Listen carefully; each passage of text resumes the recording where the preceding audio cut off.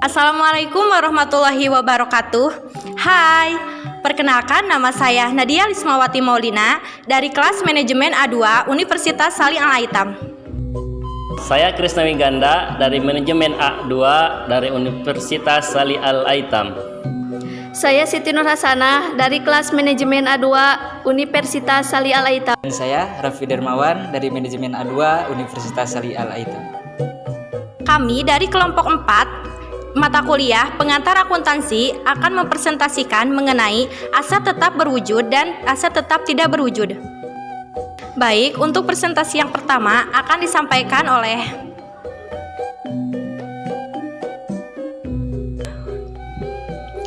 Baik, di sini ada pengertian aktiva.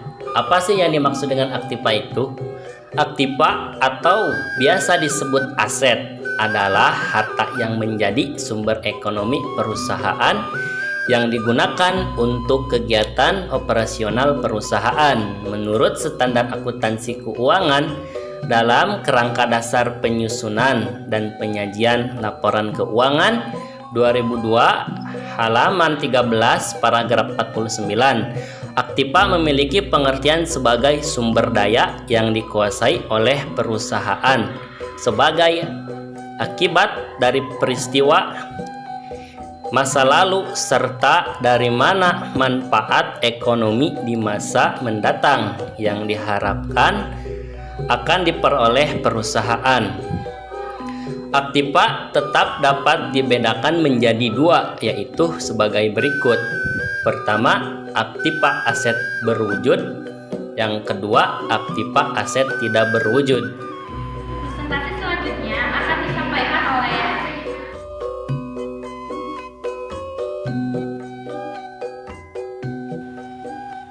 Selanjutnya yaitu sifat dasar aset tetap. Kembali ke pengertiannya terlebih dahulu. Aset berwujud adalah aset yang memiliki wujud fisik atau bisa dilihat, seperti gedung, tanah, barang dagang, mesin, surat berharga kantor, uang kas, dan sebagainya. Sifat-sifatnya, yang pertama, aset tetap mempunyai umur yang panjang atau permanen. Yang kedua, aset tetap berwujud karena mempunyai bentuk fisik. Yang ketiga, aset tetap dimiliki dan digunakan oleh perusahaan dan tidak untuk dijual sebagai bagian dari operasional. presentasi selanjutnya akan disampaikan oleh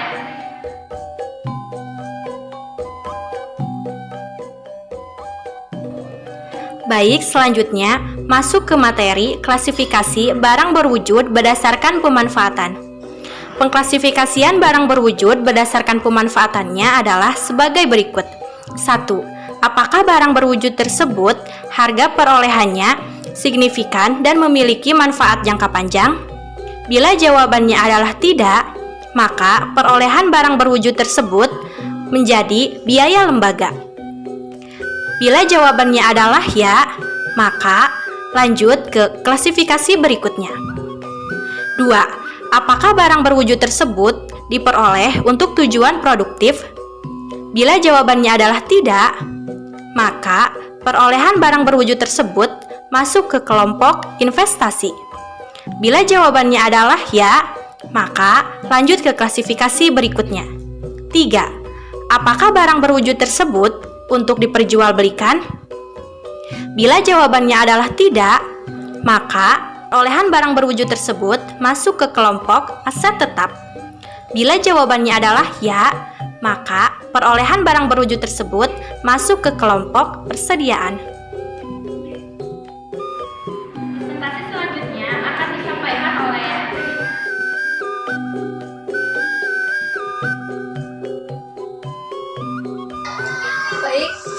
Slide selanjutnya yaitu pengeluaran modal dan pengeluaran pendapatan. Pada saat terjadi pengeluaran modal atau pembelanjaan modal, maka dicatat sebagai aset. Aset berhubungan dengan kewajiban, ekuitas, dan laba bersih. Namun, jika terjadi pembelanjaan pendapatan atau pengeluaran pendapatan, maka diakui sebagai beban. Presentasi selanjutnya akan disampaikan oleh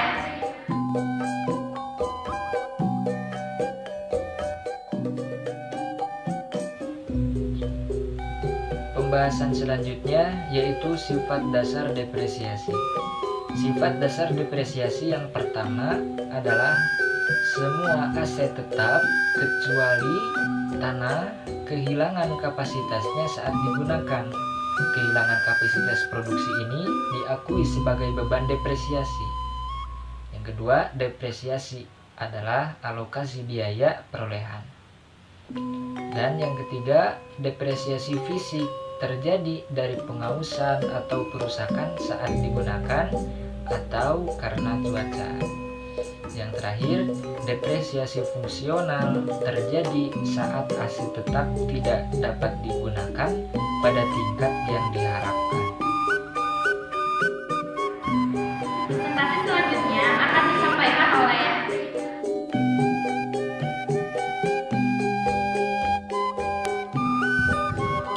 Baik, selanjutnya kita masuk ke materi, harga, dan cara perolehan aktiva tetap. Apa sih yang dimaksud dengan harga perolehan dan bagaimana cara memperoleh aktiva tetap? Harga perolehan adalah semua pengeluaran yang terjadi sejak pembelian sampai aktiva itu siap dipakai. Misalnya tanah.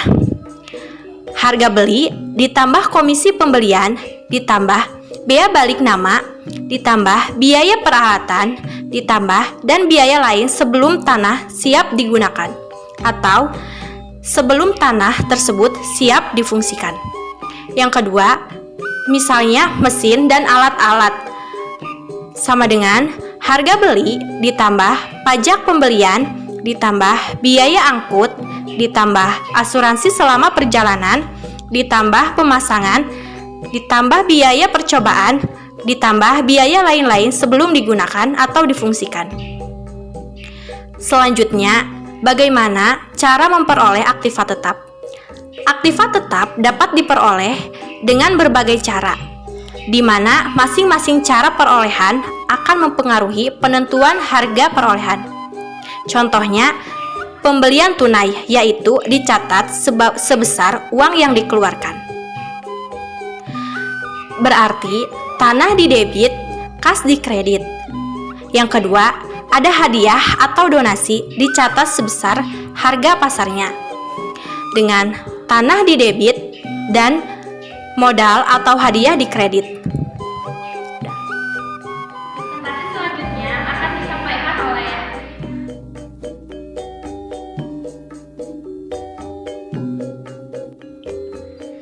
Baik, untuk selanjutnya ada penggunaan metode penyusutan. Metode penyusutan terbagi ke dalam dua bagian. Yang pertama ada metode berdasarkan waktu. Yang kedua ada metode berdasarkan penggunaannya. Metode berdasarkan waktu terbagi ke dalam tiga bagian. Yang pertama ada metode garis lurus. Yang kedua ada metode jumlah angka tahun. Dan yang ketiga ada metode saldo menurun. Dan metode berdasarkan penggunaannya ada dua bagian. Yang pertama ada metode jam jasa dan yang kedua ada metode jumlah unit. presentasi selanjutnya akan disampaikan oleh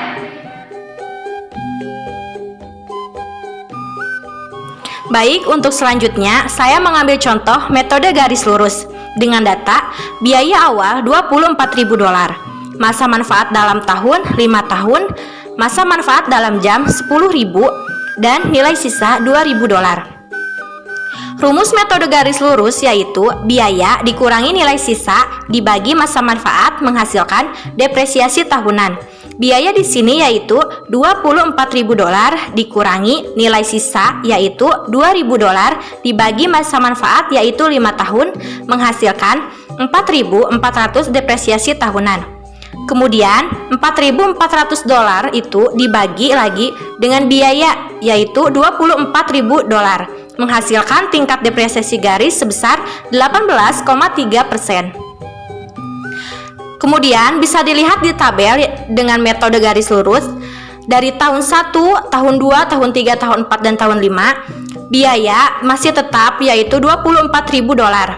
Akun depresiasi pada awal tahun pada tahun kedua yaitu 4.400 meningkat sampai tahun kelima dengan jumlah $17.600. Sedangkan pada nilai buku awal tahun pada tahun pertama sebesar $24.000 menurun pada tahun kelima menjadi $6.400. Beban depresiasi masih tetap dari tahun 1 sampai tahun 5 sebesar $4.400. Nilai buku pada akhir tahun menurun dari $19.600 menjadi $2.000. Biaya $24.000 dikurangi nilai sisa $2.000 dibagi estimasi masa manfaat 5 tahun menghasilkan beban depresiasi tahunan sebesar $4.400. Itu untuk kesimpulan dari metode garis lurus. Presentasi selanjutnya akan disampaikan oleh Baik, setelah pembahasan aset tetap berwujud, sekarang kita masuk kepada pembahasan aset tetap tidak berwujud. Yang pertama ada pengertian. Istilah aktiva tidak berwujud digunakan untuk menunjukkan aktiva-aktiva yang umumnya lebih dari 1 tahun dan tidak mempunyai bentuk fisik. Yang selanjutnya ada PSAK nomor 19. Aktiva tidak berwujud adalah aktiva non-moneter yang dapat diidentifikasi dan tidak mempunyai bentuk fisik serta dimiliki untuk digunakan dalam menghasilkan atau menyerahkan barang atau jasa disewakan pada pihak lainnya untuk tujuan administratif. presentasi selanjutnya akan disampaikan oleh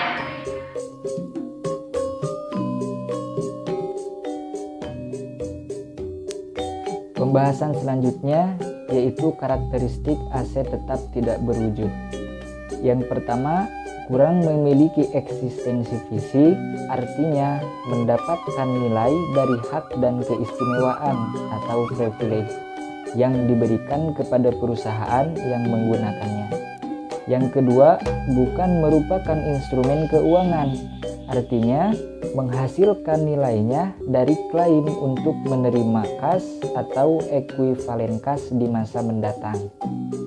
Yang ketiga, bersifat jangka panjang dan menjadi subjek amortisasi, artinya menyediakan jasa dalam kurun waktu bertahun-tahun.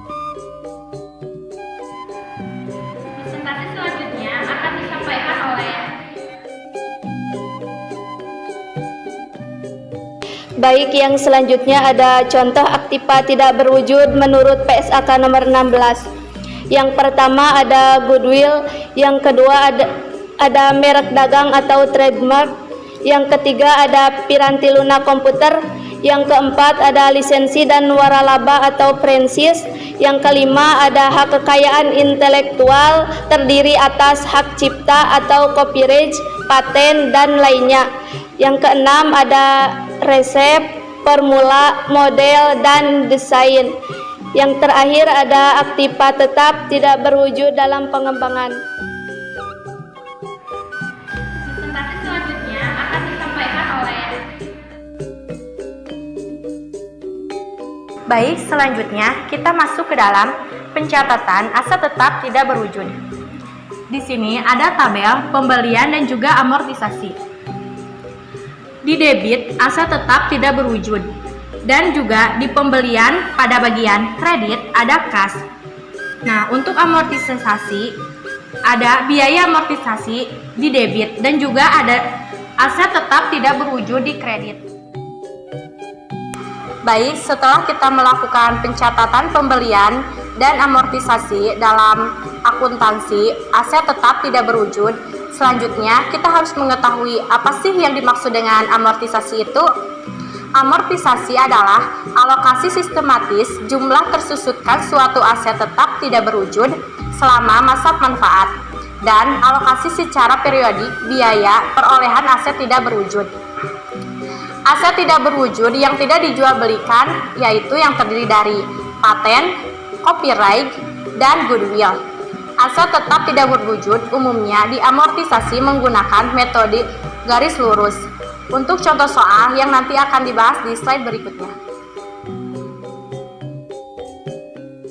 Baik, selanjutnya di sini ada contoh soal dan pembahasan. Yang pertama, saya akan membahas contoh soal mengenai hak paten. Dengan soal, pada tanggal 8 Januari 2020, PT Kezia mengembangkan alat penanam padi dengan biaya pengembangan alat ini mencapai 2 miliar rupiah dan biaya uji coba sebesar 100 juta rupiah, biaya hukum sebesar 70 juta rupiah, dan pendaftaran paten mencapai 50 juta rupiah untuk masa 10 tahun.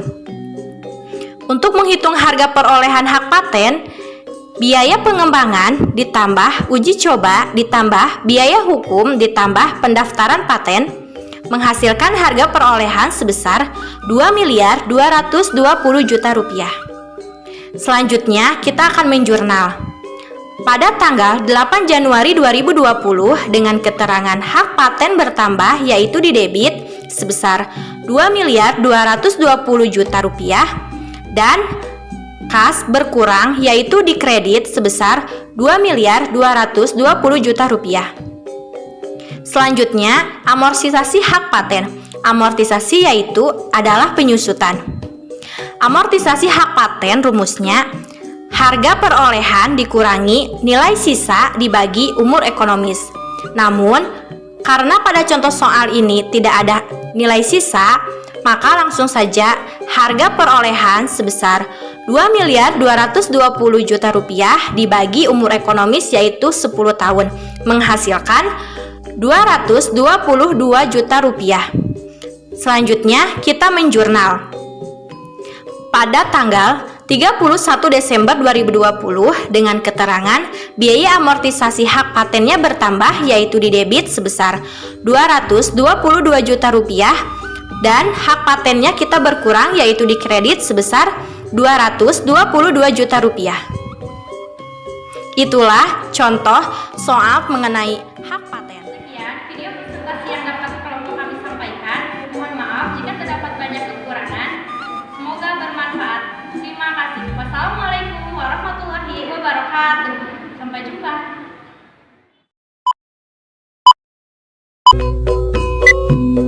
Oke, standby. Kamera roll and action. Jadi subjek amortisasi menyediakan jasa dalam kurun waktu. Kamera roll and action. Akreditasi Kamera roll and action. Aset tetap. Kamera roll and action.